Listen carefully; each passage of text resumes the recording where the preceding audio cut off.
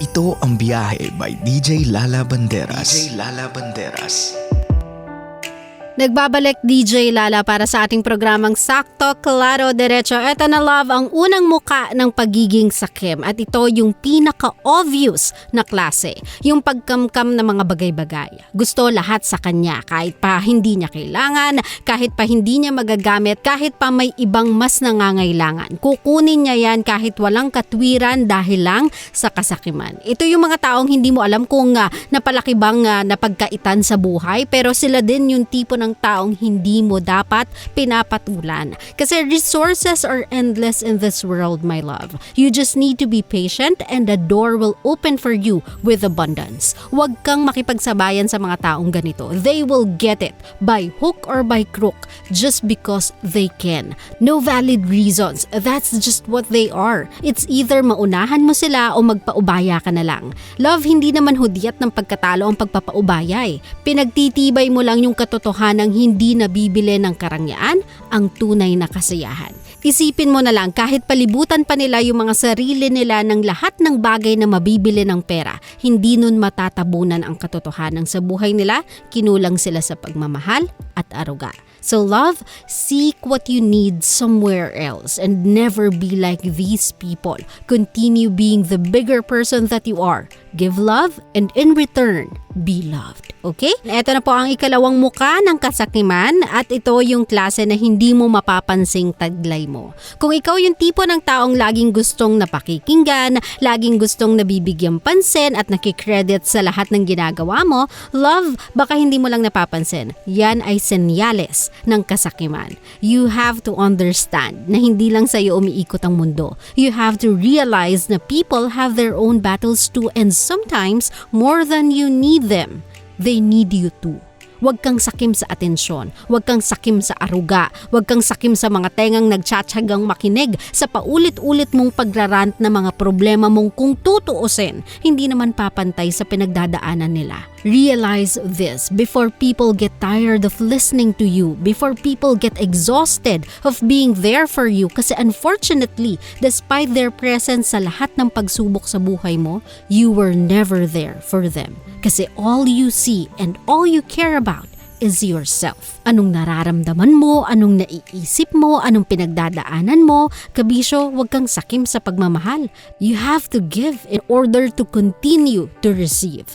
Do this so you won't lose what you still have before ka umabot sa panahong ikaw na lang mag-isa ang lumalaban dahil lahat sila pagod na. Okay? At love, awat muna tayo sa Byaheng Sakim. Pagtuunan muna natin ang pangangailangan ng isa sa atin. Heto na ang ating Byahe Sender of the Night na lumapit sa ating FB page para sa kanyang problema. Itago na lang natin siya sa pangalang Chris.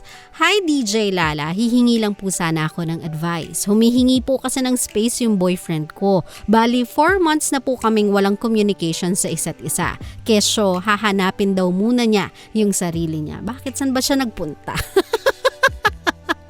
Saan niya ba nawala?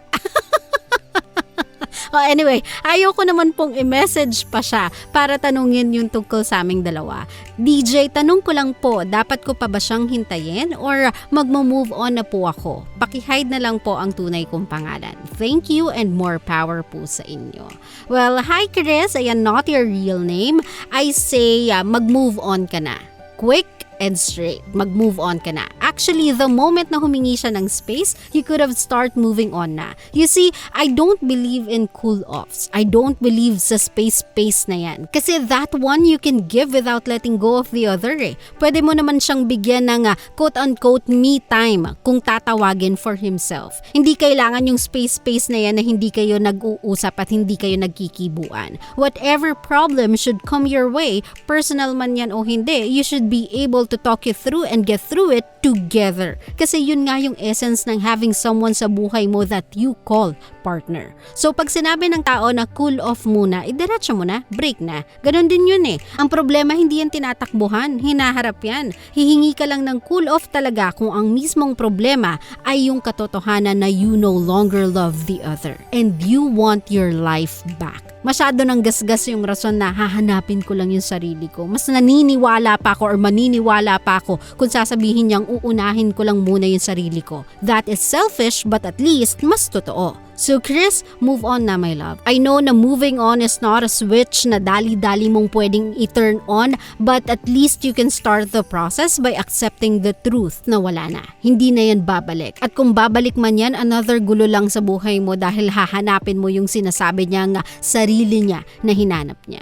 Ito, this one goes out to all of our kabisyo. This is a reminder. If you no longer love someone, do that person a favor.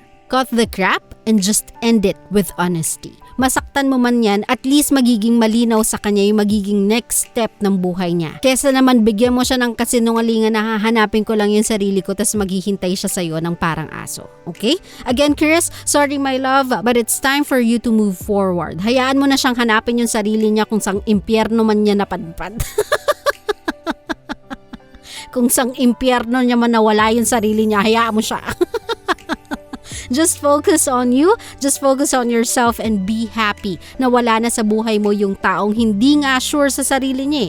Paano pa kaya sa inyong dalawa, 'di ba? I hope natulungan kita, Chris, sa problema mo, and to all those people who are like Chris sa pinagdadaanan ng buhay nila. I hope nakatulong sa inyo ang ating response. Anyway, if you have your own problems that you wanna share my way, all you have to do is send them over sa aking FB page DJ Lala Banderas or text me through my mobile number 0917-851-4329. At love, mukhang andito na naman tayo sa garahe ng ating biyahe. Huling estasyon na po. Love, ang huling mukha ng pagiging sakim ay ang pagiging martyr. Yes, you heard me right, pagiging martyr. Yung taong akala nila lahat ng ginagawa nila ay para sa iba, pero ang totoo, ginagawa nila ito sa ngalan ng utang na loob. Not everything will fall apart dahil lang wala ka, love. You may think that you are helping the other, but the truth is you're not. Ginagawa mong dependent sa'yo yung mga tao dahil itinatago mo yung katotohanang ikaw mismo sa sarili mo, wala kang sariling direksyon. You are masking your inability to take control sa sarili mong buhay by controlling others through quote-unquote helping them. Love, stop. Huwag kang maging sakim sa need of being praised nor being pitied or kinaaawaan ng dahil lang sa mata ng karamihan. Selfless ka. You can't continue planting seed to everybody and expect them to one day build a monument for your kindness and generosity. You can't convince people that it's the way of life kung ikaw mismo hindi mo alam kung saan ka patungo. Kindness is good, but lahat ng sobra, even kindness, ay hindi maganda. So stop trying to control someone else's life and get a hold of your own. Okay? Nako, sa mga kabisyo natin, I hope marami kayo natutunan sa loob ng 3 oras nating biyahe. And unfortunately, we are about to make a full stop. Bukas na lang ulit tayo magkaulinigan. Okay? At syempre, if you want to follow me on my socials or the program, all you have to do ay pumunta sa aking socials, DJ Lala Banderas on Facebook, Twitter, Instagram, Laika, and TikTok. Or you can catch our previous episodes sa YouTube channel ng Love Radio Manila. O siya, mga mahal ko, I have to go. Nakasama nyo ngayong gabi. My name is DJ Lala and you are listening sa aking programang Biyahe. Ang programang sakto, klaro, diretso. Dito lang yan sa 90.7 Love Radio. GV lang, walang hate, puro love lang. Good night, everybody. I'll see you guys again tomorrow. Bye! Love you! Always your number one SM radio station. Love Radio. Love, kung natuwa ka sa aming video, i-click mo na yung subscribe button at yung notification bell para naman notified ka sa mga bago naming videos.